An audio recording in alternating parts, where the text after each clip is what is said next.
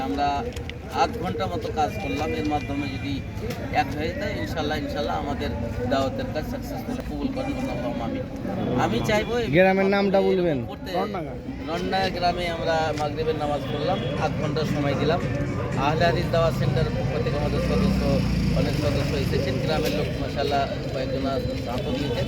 আমি চাইবো এই ভিডিওর মাধ্যমে প্রত্যেক ভাই, প্রত্যেক গ্রামের প্রত্যেক ইমাম, প্রত্যেক সন্তান মানুষ যেন কিছু না সময় দিয়ে ৮ ঘন্টা সময় যোগ দাওয়াতের ক্ষেত্রে ইনশাআল্লাহ সপ্তাহে একদিন ৮ ঘন্টা যদি সময় না দিতে পারে আমরা, তাহলে কি করে হতে পারে? সুতরাং আমরা সবাই চেষ্টা করবো ইনশাআল্লাহ আল্লাহ যেন প্রত্যেক মানুষকে বোঝার, তার প্রতি আমল করা তৌফিক দান করে আল্লাহুম্মা আমিন।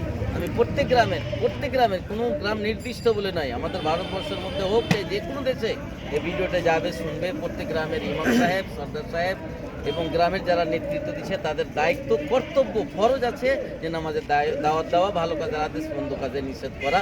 আল্লাহ যেন সবাইকে সঠিক বুঝার তৌফিক দান করেন। আসসালামু আলাইকুম।